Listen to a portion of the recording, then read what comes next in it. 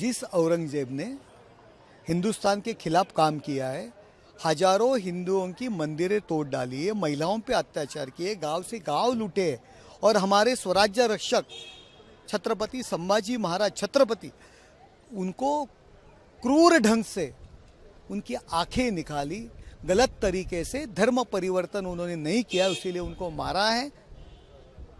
सिख धर्म के 9वें और 10वें धर्मगुरु को भी तकलीफ दी है, धर्म पर उनको भी मारा है, खुद के बाप को मारा है, खुद के बेटों को मारा है। ऐसे आदमी की समाधि क्यों चाहिए जो देश के खिलाफ काम किया है? सिर्फ औरंगजेब नहीं, ये भारत देश में एएसआई के अंडर 3691 ऐसी समाधि और कब्रें हैं ब्रिटिश अधिकारी और मुगलों की, जिन्होंने देश के खिलाफ काम की है। उस सब की कब्रें उखाड़ के फेंक डालना चाहिए, उसके ऊपर खर्चा नहीं करना चाहिए। जो संरक्षित किया है वो असंरक्षित करना चाहिए। ऐसे करके उनको संरक्षण दे के अपन देशभक्त लोगों का अपमान कर रहे हैं। देखो, सुप्रीम कोर्ट का जो डिसीजन है उनके ऊपर देवेंद्र जी ने जो याद दिलाई है सबको और जो डिसीजन लिया है उनके साथ में हम लोग हैं। कुछ नहीं बंद होने वाला है। हिंदू हजारों सालों से होली मनाते आ रहे हैं।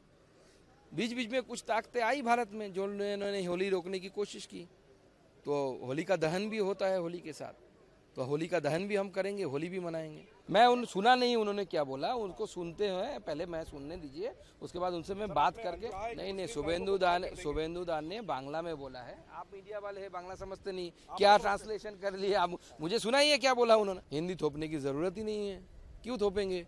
आपको पढ़ना है तो पढ़िए, नहीं पढ़ना है तो नहीं पढ़िए। 3 लैंग्वेज फॉर्मूला है। हम एडवोकेट कर रहे हैं कि आप कक्षा 5 तक तमिल पढ़ाइए, मदर टंग में पढ़ाइए, बांग्ला में, बंगाल में बांग्ला में पढ़ाइए, महाराष्ट्र में मराठा में पढ़ाइए।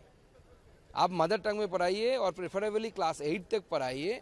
उसके बाद आप 3rd लैंग्वेज कोई भी, आप तेलुगु ले लो, असमीज ले लो, हिंदी से अगर परहेज है तो दूसरी कोई भाषा ले लो। कोई थोपने वाली चीज़ ही नहीं है। You have 22 choices, out of that you have to select 1। आप जो मर्जी लो, मराठी पढ़ो या तेलुगु पढ़ो, मलयालम पढ़ो, कोई थोपने की बात नहीं है। Mayor it's a pure politics. लोगों को, तमिलनाडु के लोगों को, तमिलनाडु के स्टूडेंट्स को वो लोग बुद्धू समझते हैं। अब देखिए, डेटा देखिए, कितने बच्चे तमिलनाडु में खुद से चूज करके हिंदी पढ़ रहे हैं सेंट्रल CBSE स्कूलों में।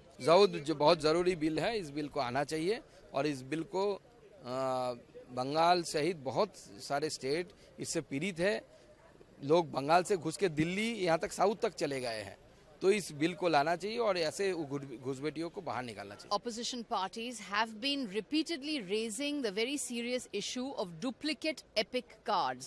It is a very serious issue. All opposition parties have now accepted that this is a very serious issue and they have taken it up. All opposition parties are united in taking up this very alarming issue of duplicate epic cards.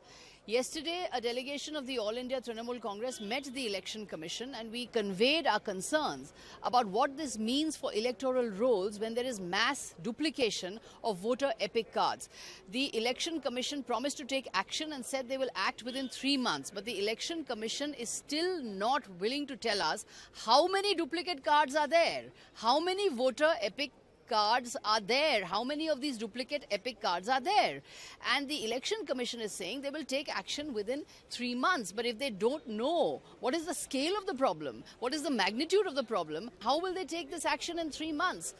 We therefore feel that the Election Commission is hiding information from us. The Election Commission is not giving us proper information. And since all opposition parties are united in the demand for a discussion on duplicate epic cards, we now feel the Forum of Parliament is the appropriate forum where a discussion on this must be held. We have been giving notices for the last 3 days to have a discussion on the floor of the House on the duplicate epic cards, but these notices have not been allowed. They have been repeatedly denied. We are asking, what does the BJP have to hide? That they don't want a discussion on these duplicate epic cards. This is an issue that goes to the heart of electoral democracy, that goes to the heart of voter rolls. We have therefore today, our party leader requested that if you are not accepting our Rule 267 notices for a discussion on duplicate epic cards, please allow us 3 minutes. This is a parliamentary precedence. Please allow us 3 minutes to give our views on this matter on the floor of the House. When this was also not allowed, We have then given a counter proposal that we will move 176 notices, that is notices for a discussion on a full discussion on the duplicate epic cards on Monday. When the House reconvenes on Monday, we want a full discussion on duplicate epic cards in Parliament, because this is an issue on which all opposition parties are united. We want a full discussion on duplicate epic cards in Parliament on Monday when the House reconvenes on the 17th of March.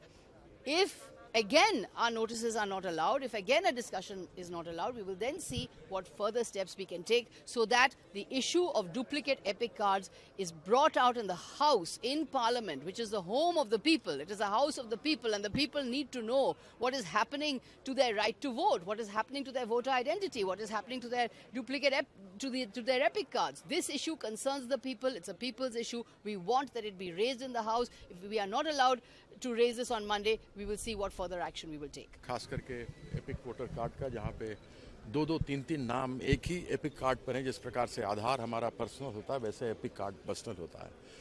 यह विषय को हमारी नेत्री ममता बंदोपाध्याय ने 27 फरवरी को इसी वर्ष उठाया था, और उसके बाद बाकी सारे राजनीतिक पार्टियां इसमें आईं और इस विषय पर चाहती हैं कि गहन विचार हो।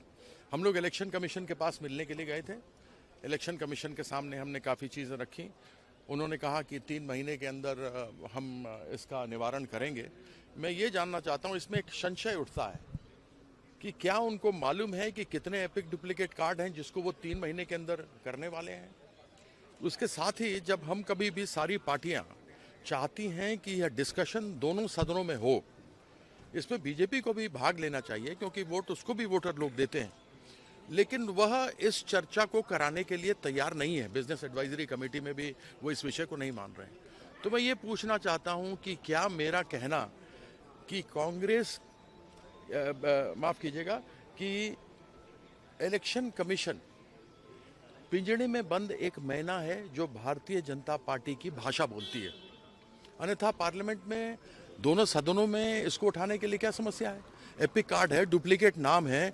हमने यह भी पूछा कि 40 लाख नाम 3 महीने के अंदर, 1 लाख, 2 लाख, 10,000, 20,000, 50,000 मैं समझ सकता हूं। लोकसभा और विधानसभा चुनाव 3 महीने के अंदर महाराष्ट्र में कैसे जुड़े? इसका जवाब आज तक इलेक्शन कमीशन ने हमको दिया नहीं।